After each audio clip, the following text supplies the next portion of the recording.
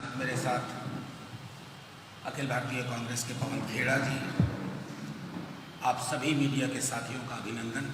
सुबह 9 बजे का वक्त मुश्किल होता है, लेकिन दौर भी मुश्किल, चुनाव का दौर है। मैं समझता हूँ को भी बेहतर मिलेगा 10 नवंबर को, ये मैं जानता हूँ। साथियों, एक गंभीर विषय पर बात करनी है सर्वप्रथम, उसके बाद 2-3 छोटे छोटे मुद्दे हैं। सबसे गंभीर विषय दोस्त साथियों ये है कि दिनांक 21 अक्टूबर को मैंने माननीय चुनाव आयोग से एक पत्र लिखा चुनाव आयोग को। वो नेता प्रतिपक्ष तेजस्वी जी की सुरक्षा को लेकर के प्रश्न था, चाहे हेलीपैड के आसपास का मामला हो, बैरिकेडिंग टूटने का मामला हो, अफरा तफरी का मामला हो। हमने माननीय चुनाव आयोग को आगाह कर दिया था 21 अक्टूबर को, यानी कि 16 अक्टूबर से कैंपेन शुरू हुआ, 21 अक्टूबर को हमने ये बात सामने रखी। माननीय चुनाव आयोग ने एक पत्र भी लिखा संबद्ध जिला वहाँ के लोकल प्रशासन को, लेकिन मैं आपके माध्यम से ये कहना चाहता हूँ कि किसी भी, और आप सब ने कवर किया है, किसी भी सभा स्थल पर, किसी भी हेलीपैड पर सुरक्षा के पुख्ता इंतजाम नहीं रहते हैं। नतीजे में नेता प्रतिपक्ष तेजस्वी जी को खुद ही कैंपेन के साथ साथ अपनी सुरक्षा की कमान भी संभालनी पड़ती है। आप कल्पना कर सकते हैं कि जिस प्रकार के कैंपेन में हम हैं, नेता प्रतिपक्ष दिन में 13, 14, 15, 16 सभाएं कर रहे हैं, उसमें अगर आप सुरक्षा के पुख्ता इंतजाम नहीं कर पा रहे हैं, ना हेलीपैड पे, ना हेलीपैड से लेके मंच तक, ना मंच पे, तो आखिर आप क्या चाहते हैं? हम बहुत परेशान थे, चिंतित थे। हम आपको कुछ विजुअल्स दिखा रहे हैं, आप स्वयं निर्णय करें, क्योंकि हेलीकॉप्टर के पायलट तक ने कंप्लेन किया कि हमारे लिए मुश्किल है, किसी की भी जान माल को नुकसान हो सकता है। आम तौर पे कहीं भी आपको सुरक्षा के इंतजाम नहीं दिखेंगे। मैं आग्रह करूंगा कि आप 1-1.5 मिनट का विजुअल देखें।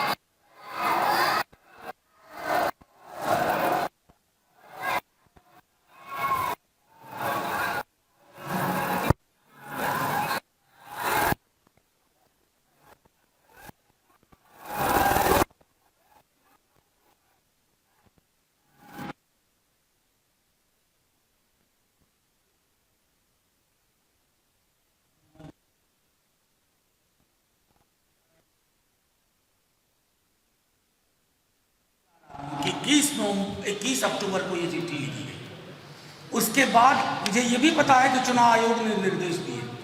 कौन रोक रहा है? जिला प्रशासन को। आप देख रहे हैं इस विजुअल में, कोई भी हादसा हो सकता है, किसी भी प्रकार की चीजें हो सकती हैं जो दुर्भाग्यजनक होंगी। मैं सिर्फ इतना कहना चाहता हूं कि जिस कैंपेन में हम हैं, इस प्रकार की छवियां बता रही हैं हमें कि शायद कोई चिंता नहीं है प्रशासन को, या प्रशासन किसी के इशारे पे। आपने इस पूरे विजुअल में एक पुलिस ऑफिसर को नहीं देखा होगा, ऑफिसर छोड़िए, एक कांस्टेबल आपको नहीं दिख रहा है। ये हकीकत है मेरे बिहार की, जिस हकीकत का एक चेहरा आपने अभी मुंगेर में देखा। मैं सिर्फ इतना कहना चाहता हूँ, इसके बाद फिर पवन जी आपके समक्ष कुछ बातें रखेंगे।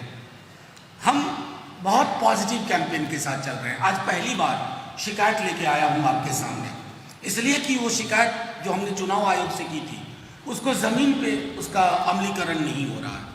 हम एक पॉजिटिव कैंपेन में चल रहे हैं। उद्योग, धंधों, नौकरी, संविदा, समान काम का समान वेतन, खुशहाल बिहार, बदहाल बिहार से खुशहाल बिहार। हमारे प्रतिपक्ष के लोग इतिहास के पूर्वाग्रह से ग्रसित बासी पन्नों में आपको बिहार को उलझाना चाहते हैं। बिहार उलझने वाला नहीं है। बिहार ने नए बिहार की इबारत तय कर ली है।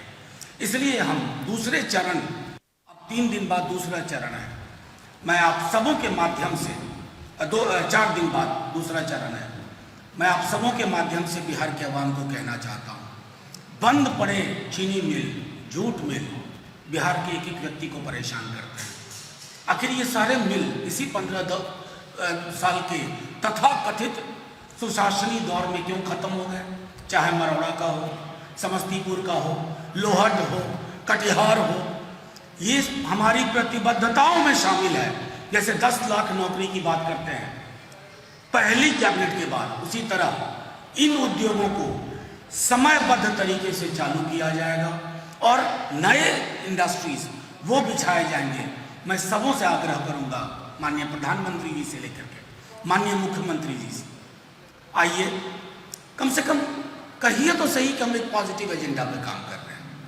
आप हमारे एजेंडा के बरक्स हमसे बेहतर कोई बात नौकरी की करिए, हमसे बेहतर कोई बात उद्योग की करिए, हमसे बेहतर कोई बात एग्रो प्रोसेसिंग इंडस्ट्री की करिए, हमसे बेहतर कोई बात संविदा कर्मियों के जीवन को बेहतर बनाने के लिए करिए, हमसे बेहतर कोई बात जीविका दीदी के लिए कीजिए, आशा कर्मी के लिए कीजिए, नियोजित शिक्षक के लिए कीजिए, हमसे बेहतर कोई बात स्मार्ट गांव की जो हमारी कल्पना है उसकी करिए, शिक्षा की गुणवत्ता की करिए, समान काम के समान वेतन की करिए, हमसे बेहतर करिए तो बिहार को मजा आएगा।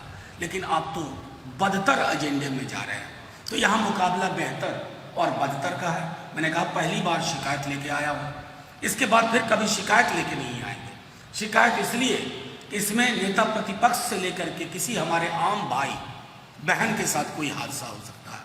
कौन जिम्मेवार होगा इसका? कहीं तो जाकर के ये चीजें रुकनी चाहिए। शुक्रिया आप लोगों का। मैं पवन जी से आग्रह करूंगा। मनोज झा साहब ने एक बड़ा महत्वपूर्ण मुद्दा उठाया, जहां नेता प्रतिपक्ष की सुरक्षा के साथ इतनी कोताही बरती जा रही हो। बिल्कुल सही बात है कि या तो नीयत में खोट है और या व्यवस्था चरमरा गई, या इनमें काबिलियत नहीं रही है किसी को भी सुरक्षा प्रदान करने। जो भी हो, मामला गंभीर है। बहुत अच्छी तरह से इन्होंने मुंगेर से इसको जोड़ा, बहुत सही किया। मुंगेर में भी आपने देखा पुलिस की क्या भूमिका रही। यहाँ एक पुलिस वाला जहाँ नहीं दिख रहा हो और एक महत्वपूर्ण चुनाव हो, लोग अपने नेता को मिलना चाहते हैं, देखना चाहते हैं। व्यवस्था बनाना प्रशासन का काम है, पुलिस का काम। जब से चुनाव शुरू हुआ, जब से नीतीश बाबू और मोदी साहब यहाँ प्रचार करने घूम रहे हैं बिहार में, एक भी ठोस न तो अपनी उपलब्धि बता पाते हैं, न भविष्य का रोड मैप बता पाते। नीतीश जी तेजस्वी जी के परिवार पर निजी हमले करते हैं और हमारे मोदी साहब की तो पुरानी आदत है, पिछले 6 साल से राहुल गांधी जी के परिवार पर हमले बोल रहे हैं। अरे परिवारों पर हमले बोलने से क्या इस देश की तकदीर बदल पाओगे? इस प्रदेश की तकदीर बदल पाओगे? हमने तो नहीं सुना तेजस्वी जी के मुंह से एक शब्द नीतीश बाबू के खिलाफ निजी टिप्पणी, एक शब्द नहीं सुनी। न राहुल गांधी जी के मुंह से एक शब्द निकलेगा निजी टिप्पणी किसी के परिवार, किसी के निजी जिंदगी के ऊपर। तो बिहार की जनता को यह साफ दिख रहा है, निकले हैं वो लोग मेरी शख्सियत बिगाड़ने, निकले हैं वो लोग मेरी शख्सियत बिगाड़ने जिनके खुद के किरदार मरम्मत मांग रहे हैं। बहुत अच्छी बात कही मनोज झा साहब, आप अपनी बात कहिए, हमसे बेहतर बात कहिए, बिहार को सुनने में पसंद आएगी और चुनने में पसंद आएगी कि हां गठबंधन है, 10 लाख नौकरी की बात कर रहा है, चीनी मिल और जूट मिल को वापस से शुरू करने की बात कर रहे हैं। नीतीश जी और मोदी जी क्या बात कर रहे हैं? शून्य। आप अपना लेखा जोखा नहीं दे पा रहे हैं, हो सकता है आपके पास नहीं है कुछ दिखाने को, मत दिखाइए, मत दीजिए। कम से कम आगे की तो बात कीजिए। ये नौजवान प्रदेश है, हिंदुस्तान का सबसे ज्यादा नौजवान बिहार में बसता है। ऐसे नौजवान प्रदेश को आप बार बार पुरानी बातें, क्या उनसे पुरानी बातें हैं, क्या है ये बातें, आगे की बात क्यों नहीं कर पा रहे आप? उनसे पूछो तो वो कहते हैं 70 साल, इनसे पूछो कहते हैं 15 साल। अरे अपनी बात करिए ना।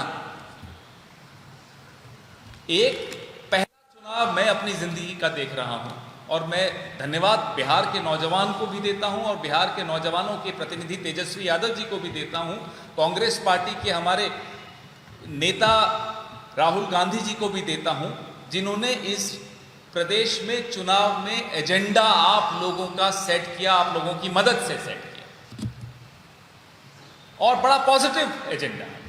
कहीं भी इसमें कोई त्रुटि नहीं नजर आएगी और शायद इसीलिए घबराए होंगे, शायद इसीलिए यहां वहां भटकाने की कोशिश करते हैं। ये 3D पार्टियां हैं, डिवाइड, डिस्ट्रैक्ट, डाइवर्ट। आपका ध्यान बटाएंगे, हर तरीके से बटाएंगे, पूरे विश्व का भ्रमण कर लेंगे, लेकिन बिहार की बात नहीं करेंगे। तो ये बहुत गंभीर एक मसला है, इस पर आप सबकी माध्यम से हम ध्यान आकर्षित करना चाहते हैं। न केवल प्रशासन का, मुझे लगता नहीं कोई उम्मीद इनसे नहीं बची, आप लोगों को भी नहीं बची, हमें भी नहीं बची, लेकिन बिहार के एक एक व्यक्ति का कि देखिए ये इनकी असलियत है। धन्यवाद। शुक्रिया आप सबका।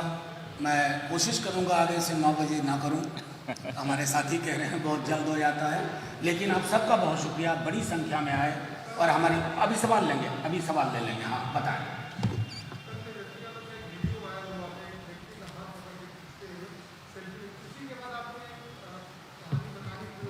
नहीं, ये चिट्ठी क्या उसके बाद की है क्या? नहीं, ये चिट्ठी कब की है? ये चिट्ठी कब की है? 21 की। ये चिट्ठियां सार्वजनिक, ये चिट्ठियां सार्वजनिक नहीं, ये चिट्ठी नहीं, आप मेरी बात सुनिए। नहीं, आप मेरी बात सुन लीजिए, उसके बाद फिर आप सवाल पूछिएगा। आपका अगला सवाल भी लूंगा, सवालों से वो भागते हैं, हम नहीं। मैं आपको सीधी बात कहता हूँ, 21 तारीख का ये की चिट्ठी है। आप चुनाव आयोग को चिट्ठी लिखते हैं तो आप उम्मीद करते हैं उसका जवाब आएगा। मुझे ये पता है चुनाव आयोग ने हर जिले को दिया। कल जिस जगह के वीडियो का आप जिक्र कर रहे हैं उसका नाम धर्मेंद्र है, उसने खुद आज हर जगह लिखा है कि राउटर चल रहा था, मुझे अगर खींच के नहीं हटाया होता तो परेशानी हो सकती थी। ये सवाल यहाँ इस वीडियो उस वीडियो का नहीं है, अफरा तफरी का है, जिसमें किसी को भी मीडिया कर्मी, अंदर मीडिया की एक साथी बैठी हुई थी, कुछ भी हो सकता था और हम हादसों के बाद जागने वाले लोग में से हो गए। वो नहीं होना चाहिए था। इसी संदर्भ में नॉर्मली इस तरह की चिट्ठियां मैं बहुत लिखता हूँ, सार्वजनिक इसलिए कर रहा हूँ कि ऐसे विजुअल्स हमारे पास अब आ रहे हैं जहां लोग हेलीकॉप्टर को हिला रहे हैं। आप अंदाज कीजिए कि एक पार्ट में कुछ हुआ तो आप फ्लाइंग देखिए कि 14, 15, 16, 17 सभाएं हो रही हैं, उसमें कितनी मुश्किलें आ सकती है। मेरा आशय वो था। Thank you. ये संभवतः परसों का है, मुझको लगता है कि कहीं गुड़िया कोठी के आसपास का था, जहाँ तक।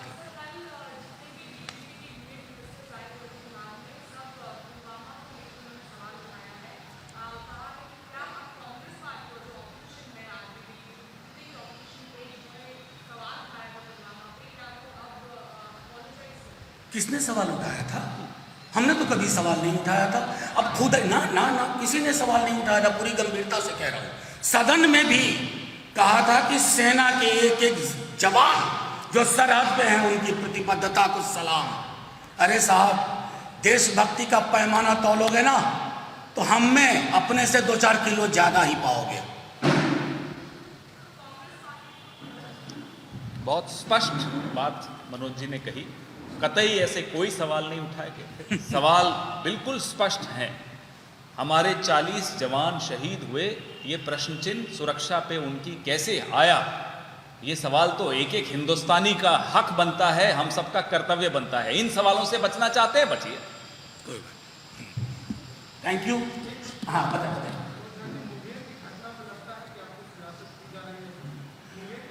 देखिए, मेरा सीधे मानना है कि मुंगेर में जो हुआ वो बिहार का आईना है। प्रशासन तार तार है, नीतीश के नियंत्रण में कुछ नहीं है। न बिहार, न सरकार, न पार्टी।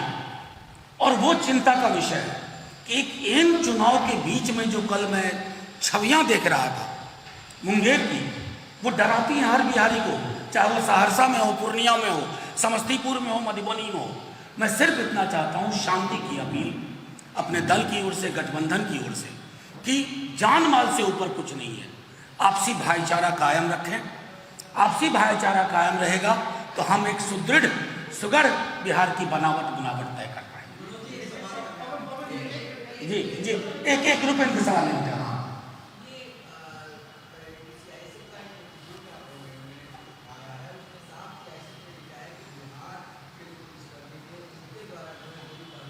देखिए, ये तो स्पष्ट हो गया, वो रिपोर्ट मैंने भी देखी है।